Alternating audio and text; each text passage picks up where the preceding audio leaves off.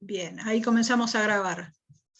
Nuevamente, mi nombre es Norma Ríos, pertenezco a la empresa Electromedic y hoy vamos a brindar el tema. Tenemos el gusto de tener al licenciado Trabancos, licenciado en Kinesiología y Fisiatría del Hospital Universitario Austral. ¿Qué tal? Buenas tardes, Hernán, muchas gracias por tu disposición a presentarnos este tema tan interesante que muchas veces desconocemos todo con lo que contamos para poder brindar el cuidado a nuestros pacientes. Así que te agradecemos mucho. Ya estamos conectados, así que todo tuyo. ¿Qué tal, Norma? Buenas tardes, ¿cómo andás? Bien, buenas tardes.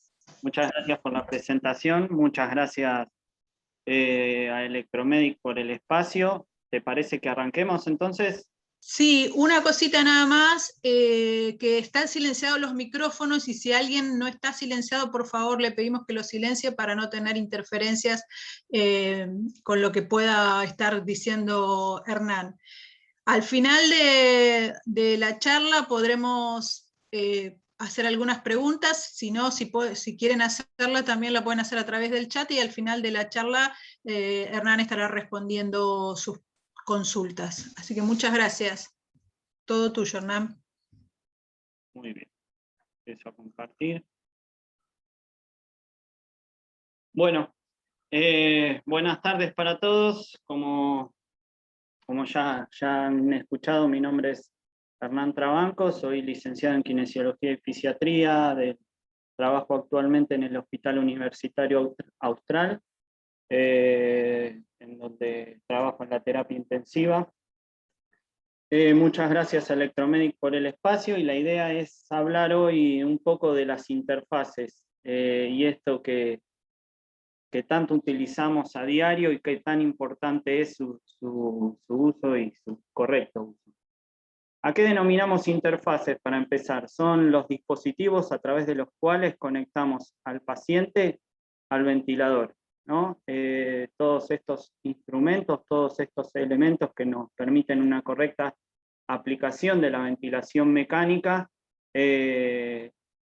a todo eso llamamos interfaces. ¿Y qué incluye? Bueno, iniciando desde el paciente hacia el ventilador, primero y principal la vía aérea artificial. En este caso, en esta imagen, es una cánula de traqueostomía, pero tanto puede ser invasivo a través de un tubo endotraqueal o no invasivo a través de una máscara, ¿no?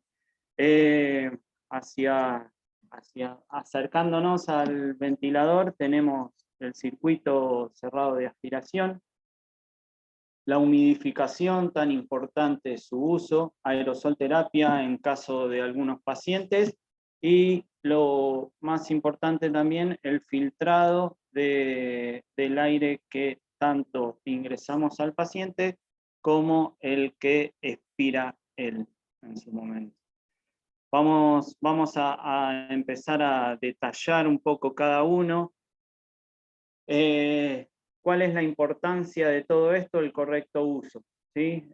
Muchas veces nos encontramos en situaciones, lo más importante de cada uno de estos elementos es el correcto uso primero, porque si no, no cumplen el objetivo que buscamos, y si no, porque también podemos hacer daño al paciente, ¿sí?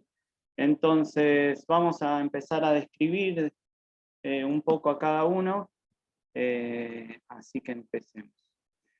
Como filtrado sabemos que es muy importante que el aire que ingrese al paciente a través de los gases medicinales y mismo el que expire él y que salga por el circuito expiratorio, deben ser filtrados ambos gases medicinales, tanto los gases medicinales como el aire expirado por el paciente presentan bacterias, virus, que debemos filtrar para que no generen daño tanto al ambiente en donde trabajamos como no le hagan daño al paciente los gases medicinales que le enviamos. Se han realizado estudios en donde se han observado virus y bacterias en filtros en circuitos, perdón, en tubuladuras de circuitos que terminaban afectando al paciente, y se han realizado estudios también en donde se han observado que los familiares de los pacientes que requerían ventilación mecánica se han enfermado por estos virus y bacterias que colonizan al paciente, ¿no? Todos los filtros tienen las mismas características, una porción externa más bien rígida que le entregas la forma. Como pueden ver en la imagen de la derecha, pueden tener algunos puertos de sensado, y por dentro presentan los componentes a través de los cuales se lleva a cabo el proceso de filtrado. Tenemos dos tipos de filtros, los mecánicos y los hidrostáticos. En esta imagen, en la parte izquierda, lo que vemos por arriba es un filtro mecánico, ahora lo describiremos con más detalle, y el de abajo es un filtro hidrostático. Los filtros mecánicos tienen la característica general que les comenté, pero se forman principalmente por una fibra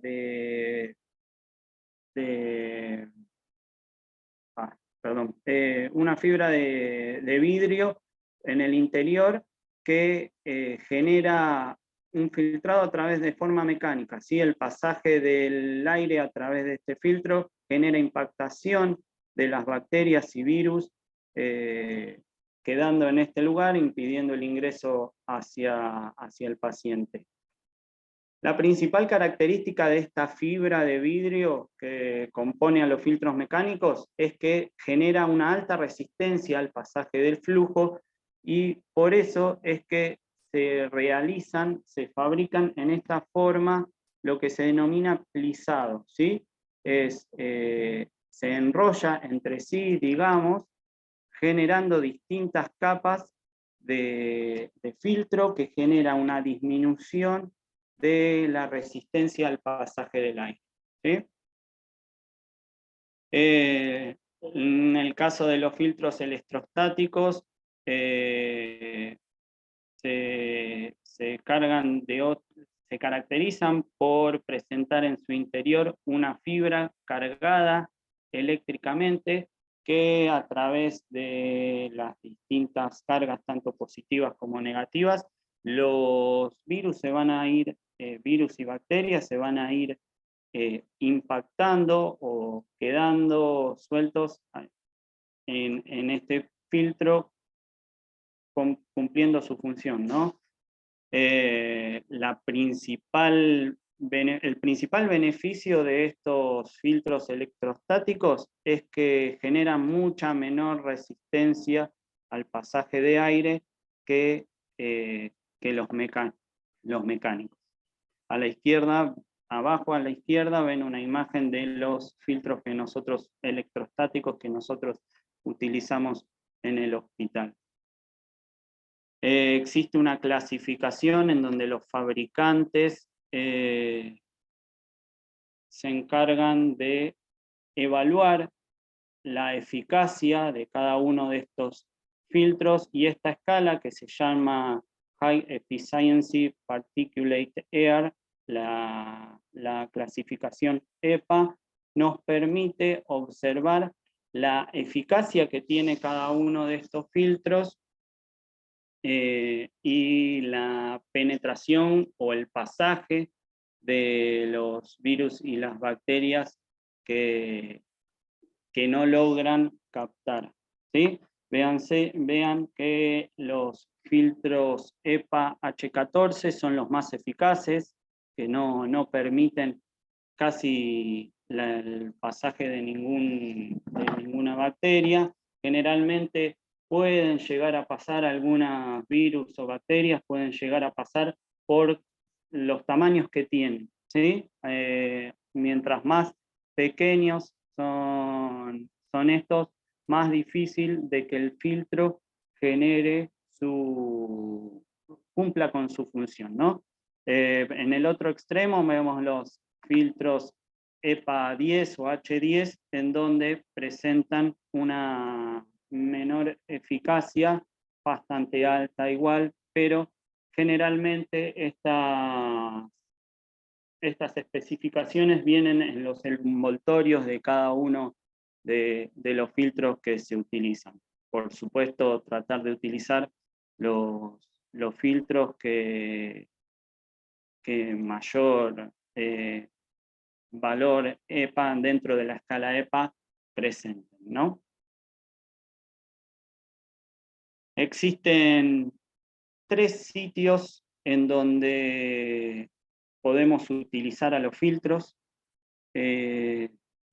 Uno es el número 1 en esta imagen que ven ahí. El número 1 es el puerto inspiratorio de este ventilador. El número 2 es el puerto expiratorio. Y el número 3 es la I, ¿no? Lo que se llama la I de la tubuladura, en donde convergen la rama inspiratoria y la rama expiratoria hacia el paciente. Principalmente el que nunca debemos dejar de utilizar es el que se encuentra en el número 2, en la válvula expiratoria. Sí, en este caso hay una válvula expiratoria, pero en el puerto expiratorio el filtro debe utilizarse siempre para evitar tanto que los microorganismos ingresen al respirador y que ingresen que se disipen por todo el ambiente, ¿no? Y otro que generalmente utilizamos es en el punto número 3, ¿no? En el punto número 3 generalmente se utilizan lo que ya vamos a ver, humidificadores pasivos, que tienen aparte la característica de funcionar como filtros también. En la rama inspiratoria, en el número 1, los filtros que se utilizan son para, como bien decía antes, para filtrar los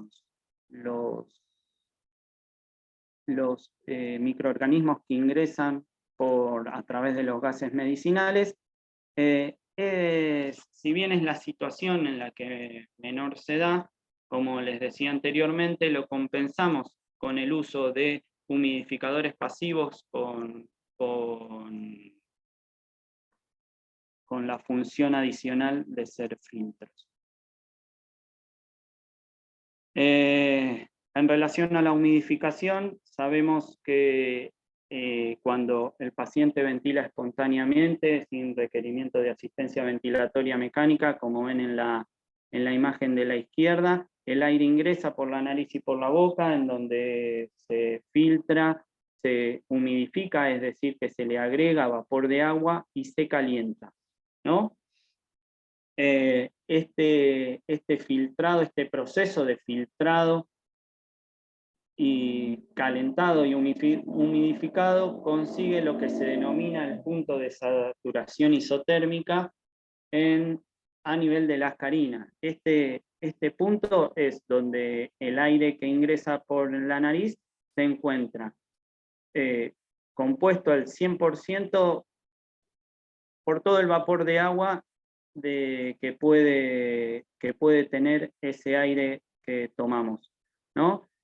Como les decía, este punto se encuentra a nivel de la carina y a través de ahí se distribuye hacia las vías aéreas intratorácicas y es el aire que va a generar el intercambio gaseoso.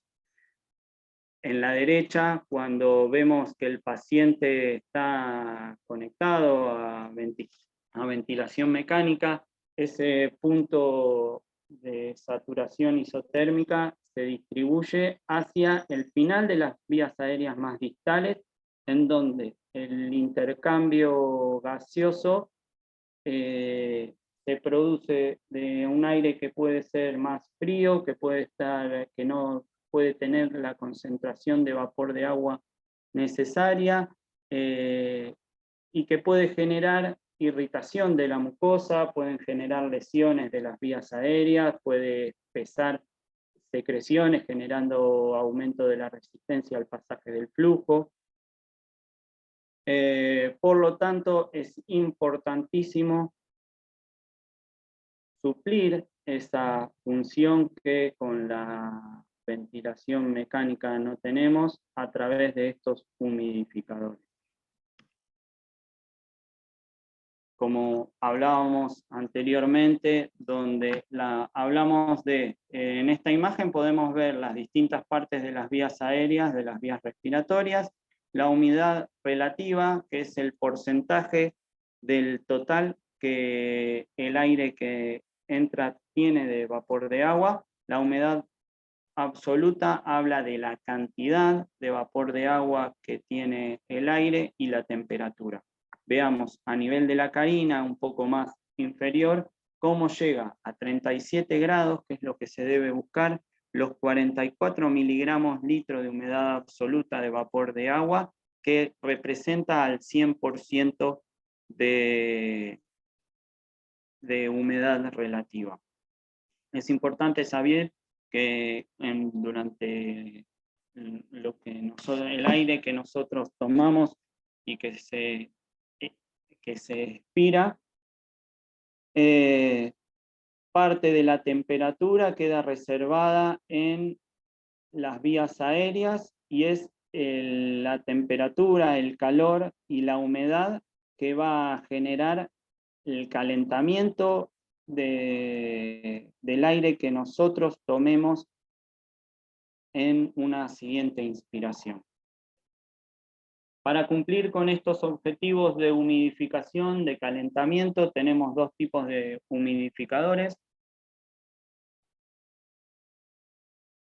Por una parte, los humidificadores pasivos, que son dispositivos que presentan una fibra en su interior que hace que durante la expiración del paciente, primero va a ingresar el aire por la tubuladura, por el circuito inspiratorio, va a ingresar al paciente, el paciente va a respirar, va a expirar, y la temperatura y el calor que elimine, que este aire contenga, va a quedar almacenado en este humidificador pasivo. Como ven en las dos imágenes, tenemos una parte en azul y otra parte en rojo, ¿sí? La parte en rojo habla de la función que hablaba anteriormente, que comentaba yo anteriormente, en donde también tienen la función estos humidificadores pasivos de ser filtros y de mantener virus y bacterias que pueda eliminar el paciente. Como les decía, volviendo a lo que hablábamos, el humidificador va a reservar la temperatura y el calor del aire que expira el paciente para que en el ciclo inspiratorio siguiente el aire que ingrese tome esa temperatura y tome ese calor, ingrese ya calentado, filtrado y humidificado. En relación a las contraindicaciones de la humidificación pasiva, tenemos secreciones copiosas, el intercambio, la necesidad de cambiar estos humidificadores 4 veces, al menos 4 veces en menos de 24 horas. La impactación de estos humidificadores pasivos por secreciones genera un aumento a la resistencia del flujo, generando dificultad o aumento del trabajo ventilatorio si el paciente tiene drive respiratorio propio. En caso de que otra de las contraindicaciones es el caso de que existan secreciones hemáticas, por la misma situación. Aparte ya veremos que el otro método de humidificación del aire es mucho más específico. Y el último de las contraindicaciones es la hipotermia, ¿sí? Un paciente que presenta hipotermia, disminución de la temperatura, no va a entregar el aire calentado y humidificado como nosotros lo requerimos. Entonces, en estos casos hay que utilizar el otro tipo de humidificación, que es la humidificación activa. Generalmente estos humidificadores pasivos trabajan en un rango de BT, de volumen tidal, entre un mínimo y un máximo, en donde la eficacia de su función se cumple, ¿no? Cada uno también detallado por el fabricante, entre el rango de BT que funcionan estos humidificadores pasivos.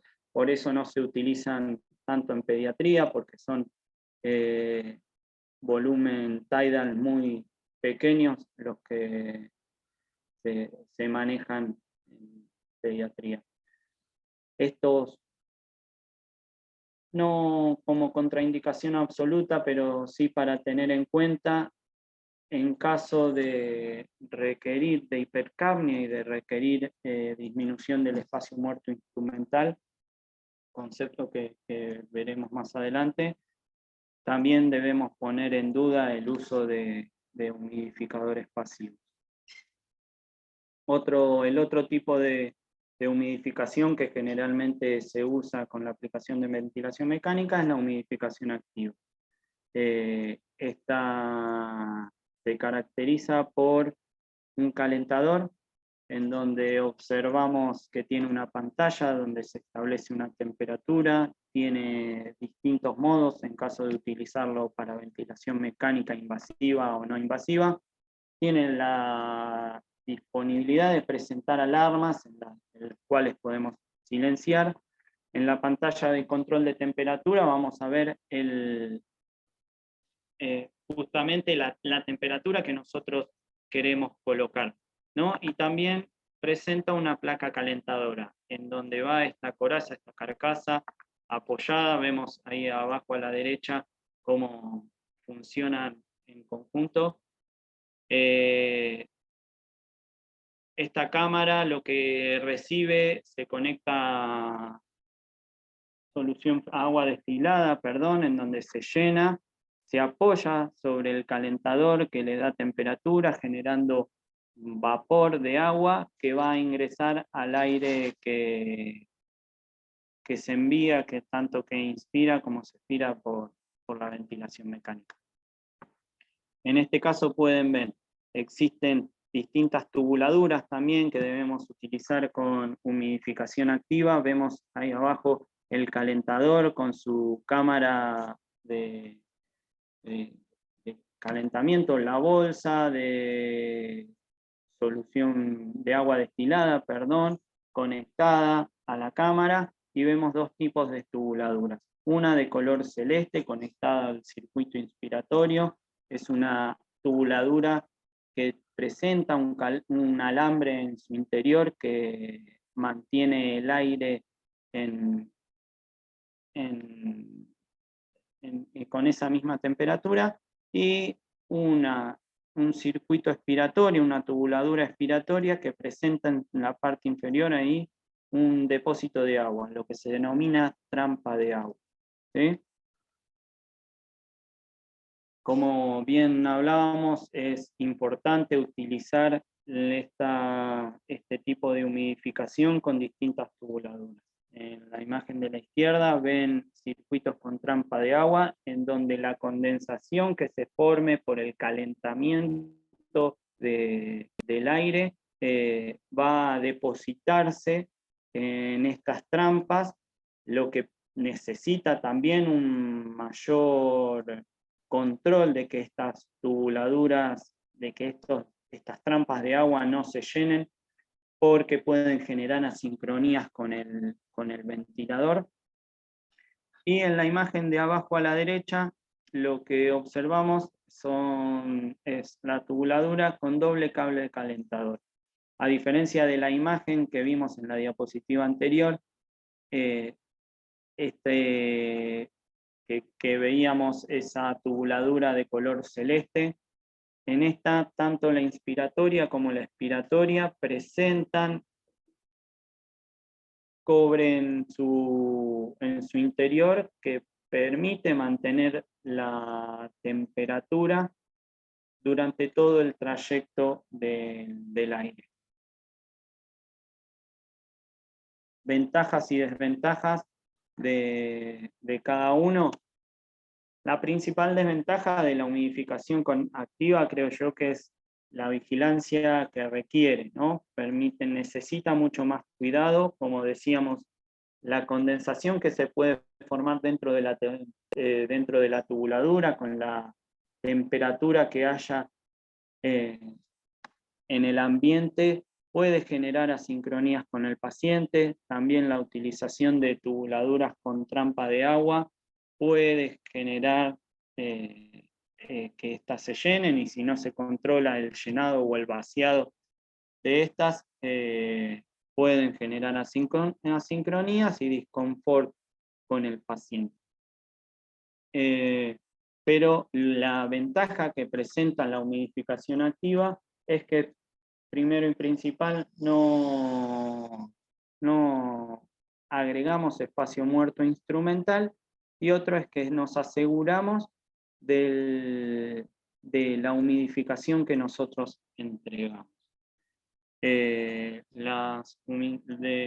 relación a los humidificadores portátiles pasivos, dentro de las ventajas que tenemos es que son portátiles de mucho menor tamaño, requieren mucho menos control, salvo esto que hablaba anteriormente de si se impactan, si se llenan de secreciones. Estos por supuesto que también condensan, y la condensación abundante puede generar aumento de la resistencia. Y la parte de las desventajas que tenemos es el aumento del espacio muerto y de la resistencia que puede generar. Avanzando con nuestras interfaces, tenemos el circuito cerrado de aspiración, que nos permite realizar la eliminación de secreciones, la higiene de la vía aérea artificial. Creo que tiene grandes ventajas en relación a la aspiración abierta. Tenemos dos tipos de aspiración de secreciones o de higiene de vía aérea artificial. Una es abierta, desconectando las tubuladuras de la ventilación mecánica al paciente, y a través de una sonda realizar la aspiración. Y otra de las formas es a través de este circuito cerrado de aspiración, que se conecta a las tubuladuras. Ahí lo vemos en la imagen de la izquierda, conectado con un conector corrugado al humidificador pasivo, y se caracterizan por tener de proximal a distal. Tenemos el conector de 15 milímetros que va a la vía aérea artificial, un conector, el lateral, en donde tenemos se va a conectar a las tubuladuras, a las tubuladuras del circuito, un puerto de instilación en caso de que querramos aplicar solución fisiológica para poder limpiar este circuito cerrado de aspiración, una sonda que está dentro de una protección y que mantiene estéril a todo el circuito. Lo que se puede observar son medidas en centímetros de la longitud de la sonda, y sirven principalmente para mantener un control de cuánto ingresamos de esta sonda a la vía aérea del paciente y no generar lesiones, ¿no? Y más hacia distal tenemos el dispositivo a través del cual se activa y la conexión a lo que va a ser el puerto de conexión que se va a conectar a la aspiración central. Las principales ventajas de estos circuitos cerrados de aspiración es que no requieren de la desconexión del paciente, muy beneficioso para pacientes que tienen PIP alta o que tienen necesidad de FiO2 alta. Se disminuye mucho la desaturación del paciente, el tiempo en el que se deja de ventilar al paciente. Al ser estéril, también la sonda con la que ingresamos disminuye el riesgo de infecciones. En caso de realizar la aspiración a través de una forma abierta, lo que va a generar es que necesitamos una técnica de esterilidad para realizar la higiene bronquial y previene el desreclutamiento. Cosas a tener en cuenta con los circuitos cerrados de aspiración, como decía anteriormente, la protección de la longitud de la sonda que ingresa a la vía aérea. Muchas veces sucede que también al facilitar este procedimiento de aspiración de secreciones, se realiza más de lo necesario, generando lesión de la vía aérea, o hay muchas veces que la sonda queda dentro del circuito o de la vía aérea artificial.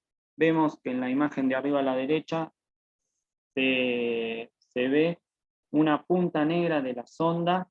Esta punta negra no debe quedar ingresada en la vía aérea del paciente. Eso es importantísimo saberlo y que lamentablemente sucede en muchas ocasiones. En necesidad o en caso de requerir aplicar aerosoles al paciente, tenemos distintos tipos de espaciadores. A la izquierda ven aerocámaras que generalmente son plegables y que se conectan a la ventilación mecánica en la rama inspiratoria. Y a la derecha vemos espaciadores, adaptadores de inhaladores de dosis medida. Tenemos dos ejemplos. Arriba a la izquierda, una de las aerocámaras plegable, ¿no? Donde vemos la forma plegable y cómo está desplegada, donde tenemos el conector del inhalador de dosis medida. ¿Qué es lo importante, o en caso de tener la oportunidad de tenerlos, de contar con ellos, es necesario utilizar estos humidificadores pasivos? Estos humidificadores pasivos tienen la función, como se ve a la izquierda, de poder usarlos como humidificadores y a través de una rotación de este humidificador se pueden poner en modo aerosol. Esto permite el pasaje del inhalador de dosis medida. ¿Sí? Y abajo lo que vemos son estos adaptadores y cómo van conectados a los inhaladores. Dos situaciones distintas podemos observar en estas imágenes. Las aerocámaras, es necesario y súper importante que se encuentren en la rama inspiratoria de las tubuladoras, ¿sí? En el caso de arriba son dos situaciones especiales. Conectado, si bien la aerocámara está en la rama inspiratoria, el humidificador, este humidificador también funciona como filtro. Entonces, en el caso de que nosotros querer aplicar aerosolterapia, toda la medicación que nosotros entreguemos va a quedar depositada en el filtro. En caso de, o en este caso, lo que habría que hacer es, cada vez que voy a realizar aplicar la medicación, es retirar el humidificador y de ahí utilizarlo. En la situación de abajo, lo que se observa es el humidificador pasivo conectado hacia adelante. Por delante tenemos la aerocámara, para evitar lo que hablaba anteriormente, esto de desconectar al desconectar al humidificador, sacarlo y tener que desconectar al paciente. Esta situación es incorrecta, ¿sí? Esto no debe utilizar. Como vemos, la aerocámara queda al revés, ¿sí? El conector por donde se aplican los inhaladores de dosis medida debe quedar distal al paciente, ¿sí? En esta situación de abajo, de esta imagen de abajo, lo que vamos a observar es que todo el aerosol va a ir directo hacia el filtro, sin cumplir con el objetivo que necesitamos. Por eso es importante utilizar, como en la diapositiva anterior, los humidificadores que tienen la posibilidad de colocarlos en modo de aerosol. Algunos de los factores que permiten una correcta entrega de aerosol terapia: volúmenes altos, flujos altos que permitan una correcta entrega. Por supuesto, utilizarlo en la rama inspiratoria. En relación al circuito, utilizar aerocámaras, ¿sí? Habla acá también de colocarlo 15 centímetros de la pieza NI. Y en relación al dispositivo, calentar el canister, como vemos, mezclar y calentar el canister. Sincronizar adecuadamente con el ciclo inspiratorio, ¿no? Si nosotros no podemos realizar el disparo en cualquier momento, sino lo ideal sería realizarlo al inicio antes de que inicie la inspiración, o sincronizándolo con la inspiración para poder entregarlo adecuadamente, ¿sí? Algo que les comenté anteriormente es el espacio muerto instrumental. Es espacio que queda sin entregar, es aire que queda en estos elementos y que no entra en contacto, en donde no se produce el intercambio gaseoso. Como vemos, es bastante importante, son 60 mililitros de humidificador pasivo, un conector que habla de 20 mililitros y 7 mililitros. Lo ideal con esto es tenerlo en cuenta y poder compensarlo a través de la ventilación.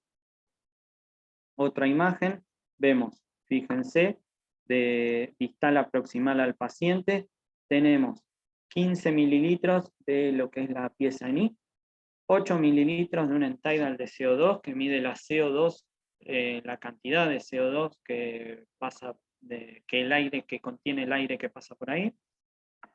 El humidificador pasivo, 60 mililitros, 15 mililitros del conector del circuito cerrado de expiración y otros 15 mililitros de tubo endotraqueal que quedan por fuera de la vía aérea del paciente.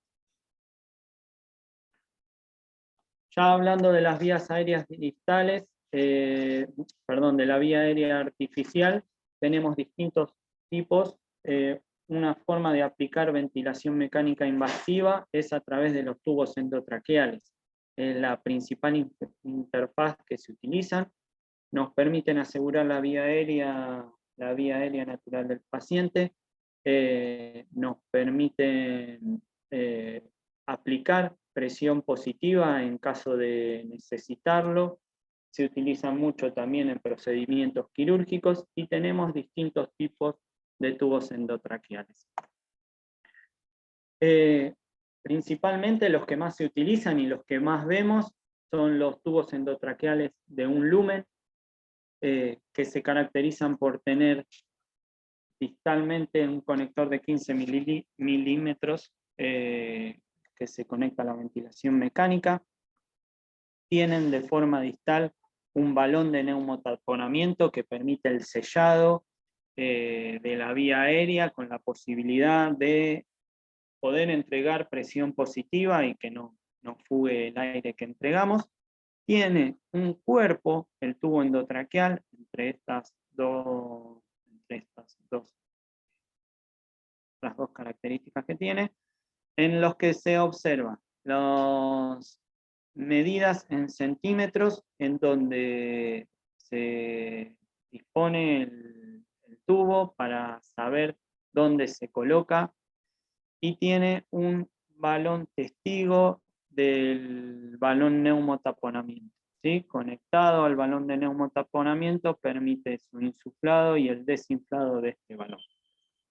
Otra cosa que tiene el cuerpo es, en celeste se observa acá una línea fluorescente que permite ver en la placa donde se encuentra el tubo endotraqueal en la vía aérea, donde está situado, y presenta en el cuerpo el diámetro interno, que es por cómo se los clasifica a estos tubos, ¿sí? Cada uno tiene un tamaño, donde la clasificación universal se da a través del diámetro interno.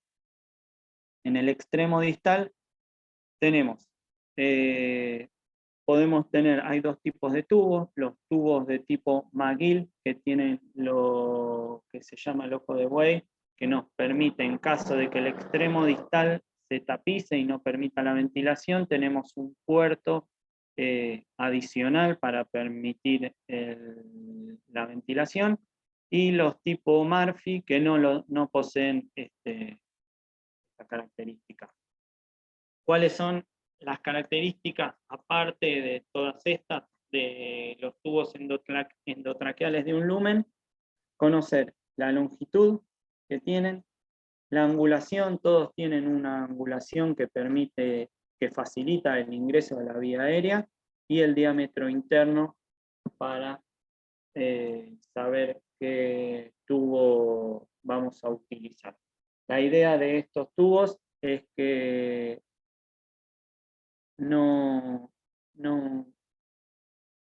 de elegir el correcto, el tubo correcto, el tamaño correcto, no uno demasiado grande que genere lesión de la vía aérea, ni uno muy pequeño que aumente mucho la resistencia al flujo del aire.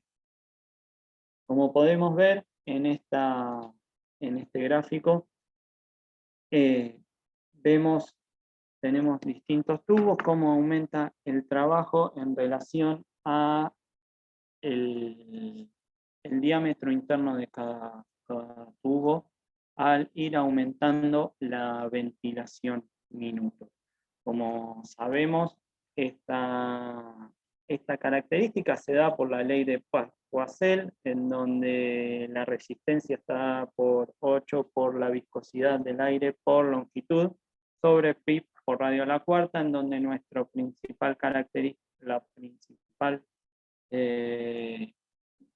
nos habla de que cambios pequeños en el radio van a generar un aumento importante en la resistencia, y es lo que se observa en este gráfico. Por eso, como decía anteriormente, importante elegir un adecuado tamaño, un diámetro interno adecuado para cada paciente. Otro de los tubos endotraqueales que se utilizan son los de doble lumen, se caracterizan por tener proximalmente dos conectores, ¿sí? Uno bronquial y uno traqueal, que lo que nos permiten es generar ventilación unipulmonar, ¿sí? Unilateral. Podemos elegir qué pulmón queremos ventilar y eliminar la entrada de aire del otro. Se clasifican en derechos e izquierdos, y distalmente a estos conectores también vemos un balón en relación al traqueal y otro balón en relación al bronquial, ¿no?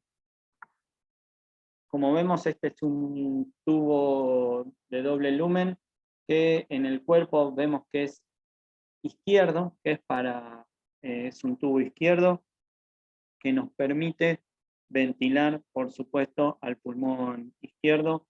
Tenemos también dos testigos de balón, uno para el traqueal y el celeste para el bronquial. Vemos en la imagen de la derecha, en caso de requerir la ventilación, ¿cómo podemos hacer? Nosotros vamos a elegir qué conector queremos utilizar, qué conector proximal queremos utilizar. En caso de querer ventilar bilateral, vamos a utilizar el traqueal, donde el aire va a venir por el cuerpo y va a ventilar tanto derecho como izquierdo, o en caso de querer ventilar solo el izquierdo, vamos a utilizar el bronquial. A la vez, lo mismo para el derecho, ¿sí? Tienen distintos nombres, el izquierdo y el derecho. Generalmente se utilizan mucho en cirugía, ¿sí? En cirugías de tórax para elegir el pulmón a ventilar. Los tubos espiralados tienen como característica que el cuerpo presenta un refuerzo de alambre espiralado que permite el riesgo de clampeo, reducir el riesgo de clampeo. Se utiliza en neurocirugías, en donde el paciente por ahí tiene que estar en posición prona durante la cirugía, neurocirugías, durante la neurocirugía, o en pacientes obesos con cuello corto, en donde presentan vía aérea muy anterior, se utilizan más que nada estos tubos. Tienen las mismas características que los otros. La principal desventaja es la memoria que tienen estos cuerpos. Generalmente, si el clampeo se produce, no vuelven a su posición inicial, por lo que generarían mayor resistencia al pasaje de flujo. Existen otros tipos de tubos, como son los tubos especiales. Tenemos acá dos tipos principalmente. Los de la izquierda tienen un puerto accesorio aparte del balón de neumotaponamiento, que permite la aplicación de lo que puede ser alguna medicación, o que permiten también realizar, censar flujo, censar CO2, etcétera. Y del lado derecho tenemos otro de los tubos endotraqueales especiales que se utiliza para disminuir el riesgo de neumonía asociada a la ventilación mecánica, que presenta aspiración subglótica. Esta aspiración subglótica presenta una apertura por encima, el cuerpo del tubo presenta por encima del balón la posibilidad de aspirar secreciones que se juntan a través de la abertura esta que se encuentra en el cuerpo. Vean la diferencia que hay entre estos dos tubos. Uno tiene el balón de neumotaponamiento de forma circular, el otro cónico. ¿Cuál es la principal ventaja del cónico? Es que nos permite disminuir la superficie de contacto con la tráquea, disminuyendo el riesgo también de generar lesiones en esta estructura.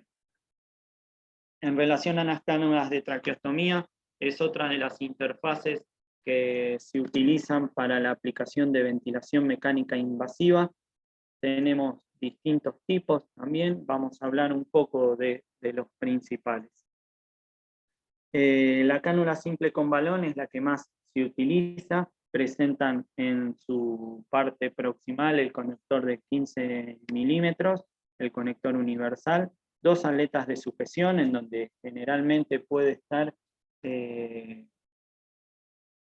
número, las referencias de cada cánula, un cuerpo que puede ser angulado o curvo, un balón de neumotaponamiento cerca del extremo distal, el extremo distal por donde se entrega la ventilación mecánica, y en relación al balón de neumotaponamiento también tenemos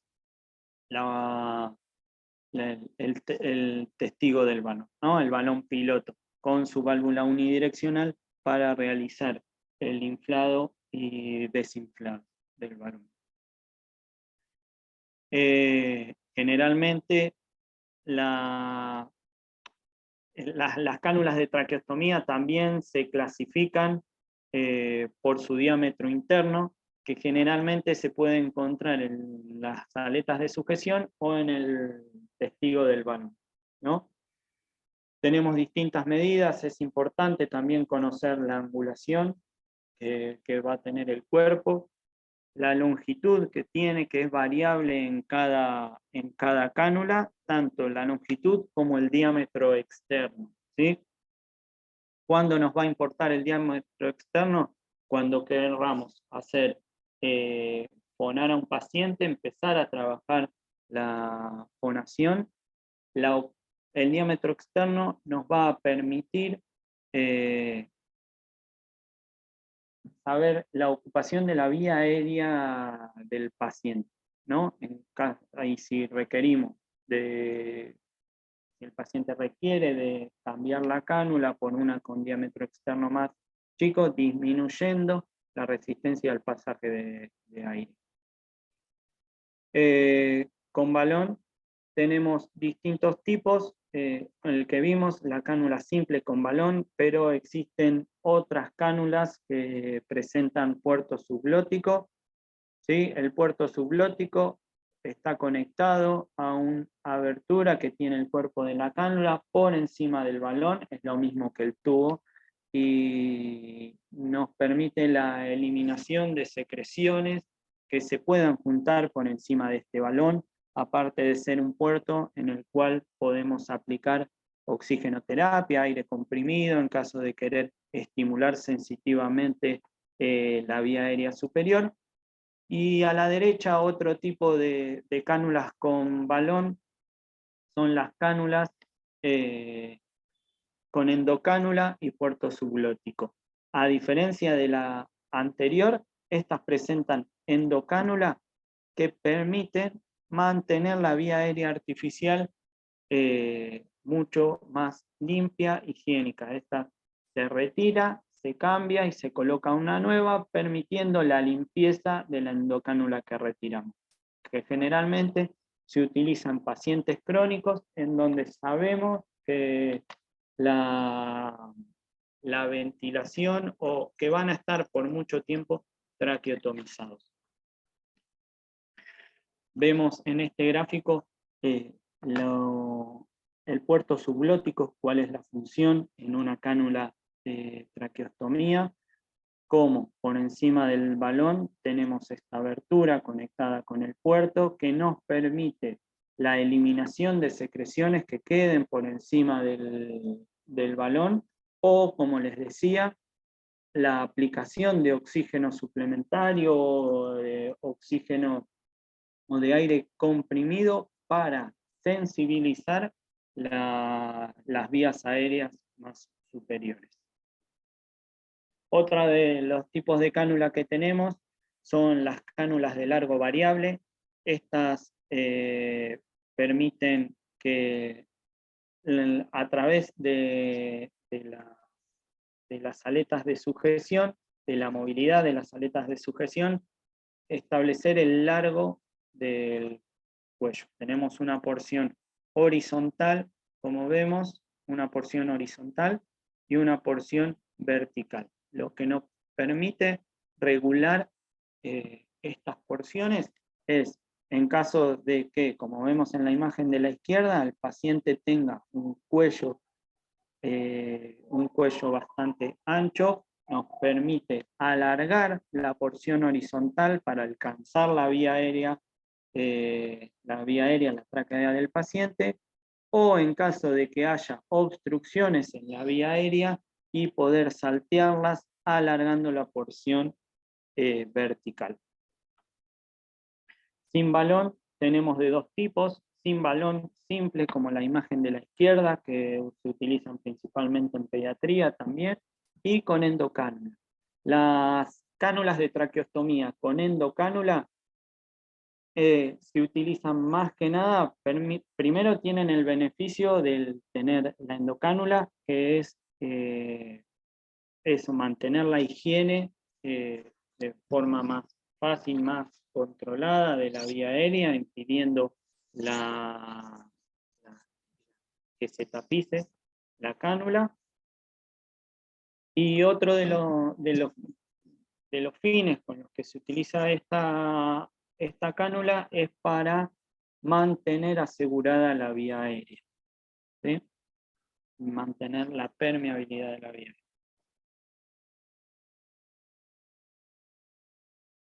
En relación veníamos hablando hasta recién de ventilación mecánica invasiva. En relación a ventilación no invasiva, lo que nosotros, y como interfaz final cercana al paciente, lo que nosotros utilizamos son máscaras, ¿no? Que tienen son de distintos tipos, contamos con distintos tipos de máscaras, pero que generalmente tienen aspectos iguales, ¿no? Que son los de poseer un arnés que va a rodear la cabeza del paciente y que va a permitir la sujeción a la cabeza, una estructura rígida que conforma la máscara principalmente, que es la que se va a apoyar, la que le va a dar forma a la máscara, y una estructura blanda de silicona o de polipropileno generalmente, que es la que se apoya sobre la cara, algunos ganchos que permiten la conexión del arnés con la máscara, y algún puerto pueden contar también las máscaras para medir oxígeno, flujo, presión, o en tidal de CO2 también, y a su vez válvula antiasfixia en caso de que conectadas a un respirador, el respirador se apague y la válvula esta se abre para permitirle al paciente expirar. El puerto expiratorio se modifica según la máscara y según el respirador que utilicemos para la ventilación no invasiva. Algunas de las máscaras que contamos son máscaras nasales. Tenemos a la izquierda máscaras nasales comunes y a la derecha los que se denominan pilos nasales, que se tratan de almohadillas que se apoyan sobre las fosas nasales. Las ventajas principales de este tipo de máscaras es que permiten la formación, permiten que el paciente pueda comer, que se pueda comunicar, son más cómodas, tienen menor de espacio muerto anatómico. Fíjense que hasta se utilizan mucho de forma domiciliaria y se utilizan tratamientos de SAOS principalmente. Otra de las de los tipos de máscaras que tenemos son las orobucales, que a diferencia de las nasales incluyen la boca, como bien su nombre lo dice, son las más comunes de utilizar. La desventaja es que no permiten la comunicación del paciente, pero la principal ventaja es que se pueden utilizar en pacientes con respiración bucal, ¿sí? Sin permitir que fugue el aire que entregamos, ¿no? Son las de uso más común. Otro tipo, el de Total Face, que incluye toda la cara, ¿sí? Pero generan mayor espacio muerto instrumental, y muy importante a tener en cuenta acá la aplicación de aerosol terapia, porque puede irritar los ojos del paciente. No permiten la comunicación, por supuesto, pero algunos pacientes la toleran mucho más que la orobucal. Algunas de las ventajas y desventajas de cada uno: es muy importante que sean transparentes las máscaras, que podamos ver si el paciente está, cómo está el paciente, cómo está la piel debajo de la máscara, que podamos ver si condensa el aire, si utilizamos humidificación activa, pasiva, si está condensando, si está funcionando. Es principal ver en el caso de que el paciente llega a vomitar y poder cambiar rápidamente la máscara. Otro tipo de las que no nombré son las piezas bucales, que generalmente se utilizan en pacientes neuromusculares, que son mucho más cómodas, pero que estimulan mucho el reflejo nauseoso, la hipersalivación, ¿sí? Como hablábamos de las máscaras nasales, que permiten la comunicación, las máscaras faciales permiten las fugas, reducen las fugas, perdón, pero bueno, generan más claustrofobia principalmente. Hasta acá llegamos. Lo importante, creo yo, es conocer el correcto uso, conocer cada dispositivo que tengamos que utilizar y utilizarlo de forma correcta. Tengamos en cuenta, como le decía al principio, que el mal uso de todos estos elementos nos puede llevar a una falla del tratamiento, a complicaciones del paciente. Así que es muy importante conocerlos y utilizarlos correctamente. Muchas gracias. Gracias, Hernán. Bueno, quería saber si tienen alguna pregunta, los participantes, que hoy somos 30. Si alguien tiene alguna pregunta, lo puede escribir en el chat, que está habilitado para preguntas. Ahí Vanina Espinosa levantó la mano. Te voy a buscar a ver si puedo desmutearte, si no, puedes escribir por el chat. Vanina.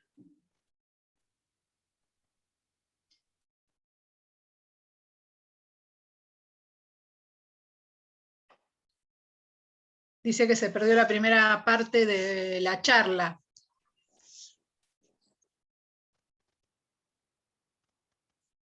Bueno, hablamos, no sé qué parte concretamente, pero hablamos un poco de qué son las interfaces, hablamos de filtrado, de humidificación, de aspiración de secreciones, un poco de todo hablamos. calculo que después, no sé, Norma, si después se va a subir a YouTube. Sí, esta charla se sube a YouTube, ¿sí? Para que todos lo puedan ver. A mí lo que me impactó fue con respecto a el espacio muerto se genera con todas las conexiones que hacemos, ¿no? Es decir, desde el punto de vista del prolongador, después el filtro, el medidor de CO2. ¿Eso está contemplado en todo lo que es la terapéutica? O sea, el tratamiento. La verdad es que se contempla menos de lo que debería. Generalmente se usa sin tenerlo en cuenta y muchas veces se comete el error de usar libremente todas las interfaces.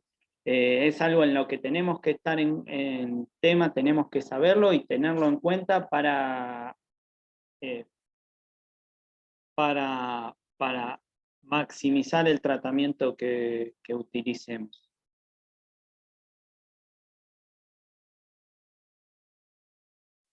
Bárbaro.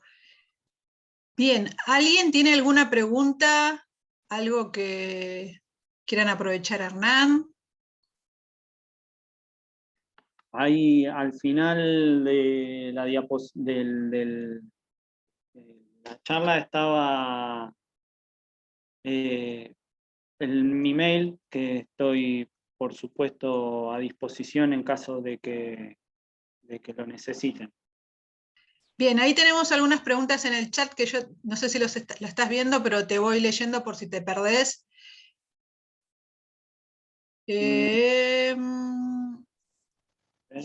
¿Cada cuánto debería vaciarse las trampas de agua? Pregunta Griselda.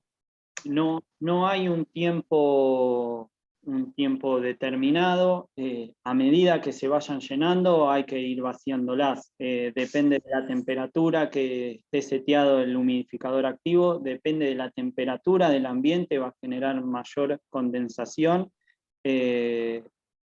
Y por eso es que no hay un tiempo determinado. Sí estar muy atento a vaciarlas porque pueden generar asincronías con el respirador.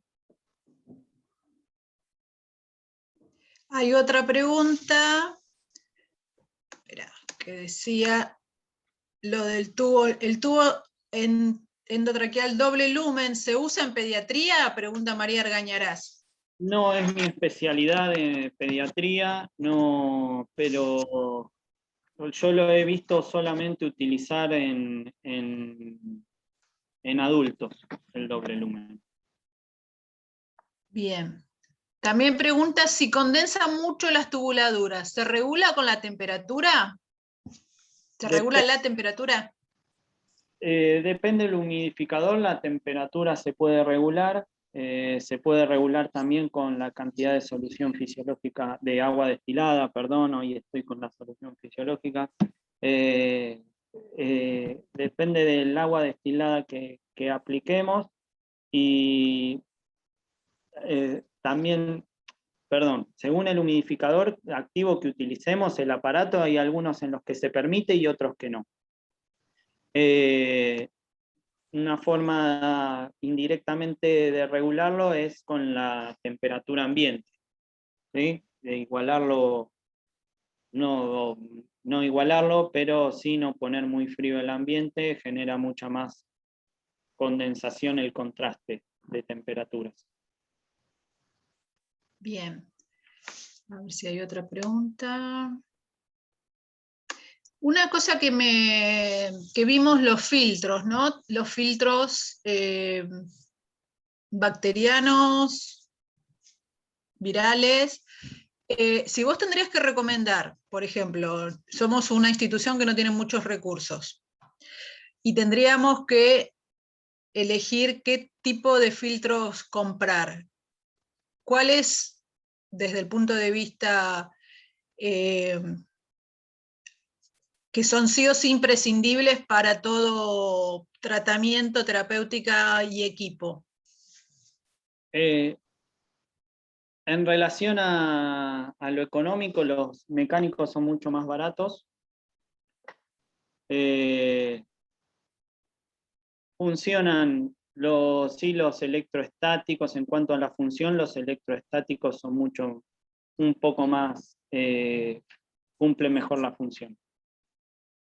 En caso de que yo pudiese elegir libremente, elegiría electroestáticos, porque aparte generan menor resistencia al pasaje del aire. Bien.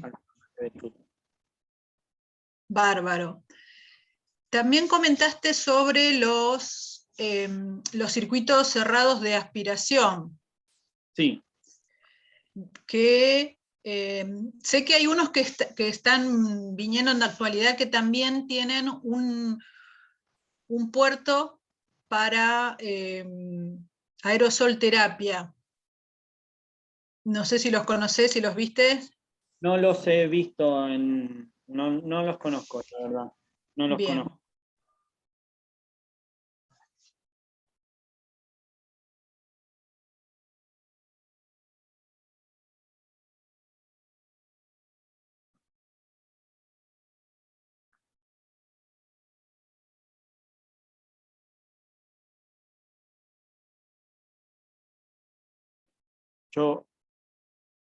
Perdón, Norma, no te escucho yo, ¿eh?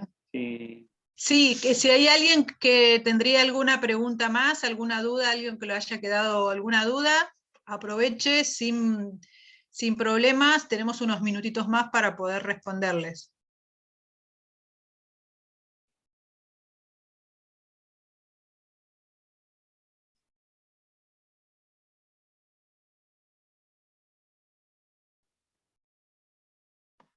¿O fui muy claro o no se entendió nada? No, fue muy claro, muy bueno el material, te digo, me encantó, muy variado.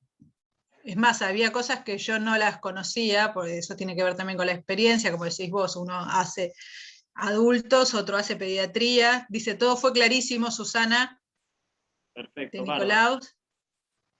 Acá ahí dice Vanina, cuando se realizan aspiraciones por subglótica y cuesta, ¿a qué se debe?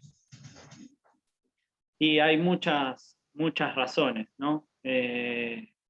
Puede ser que el lago orofaringio sea muy espeso y que cueste aspirarlo.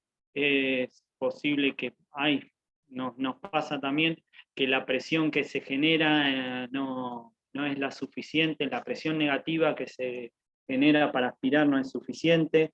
Muchas veces también lo que pasa con los puertos subglóticos es que se tapan y con secreciones hemáticas, con coágulos, se pueden tapar, donde también podríamos por ahí con una jeringa inyectarles un poco de aire para destaparlos, eso puede servir también. Pueden haber varias razones por las que no se dificulte. Bien. Acá Carolina Guzmán pregunta, con respecto a la aerocámara para ventilación mecánica, ¿hay alguna más chica que se pueda utilizar para cortar el espacio muerto? No, más chica no. Lo que es importante es plegarlas, por supuesto. Una vez que la capacidad que tienen las aerocámaras es eso, que son plegables, ¿sí? No dejarlas desplegadas durante toda la ventilación, sino que solo en el momento en donde voy a aplicar la aerosol terapia. Solo en ese momento la despliego y después la vuelvo a plegar. La aerocámara desplegada genera mucho mayor espacio muerto instrumental.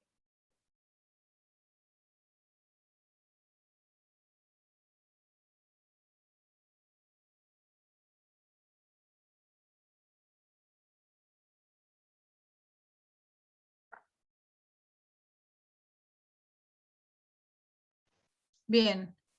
Si no hay ninguna otra pregunta, levanten la mano. Si no, ahí, perfecto, muchas gracias. Responde Carolina. Muchas gracias, muy interesante. Vanina. Bueno, parece que no hay más preguntas. Así que, Hernán, te agradecemos muchísimo, muy claro realmente.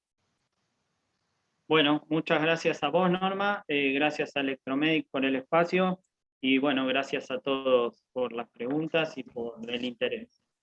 Bien, muchísimas gracias. Estaremos subiendo la charla en el espacio del canal de YouTube de Electromedic, así lo pueden volver a ver. Y cualquier cosita que tengan alguna duda, nos mandan algún mensaje en el mismo video para poder consultar con Hernán en caso de que no se hayan animado o que le haya quedado alguna duda una vez que vean el video. Así que muchísimas gracias y nos estamos viendo dentro de poco con otra charla también. Así que muchas gracias, Hernán, y buenas tardes. Buenas tardes para todos. Hasta luego. Hasta luego.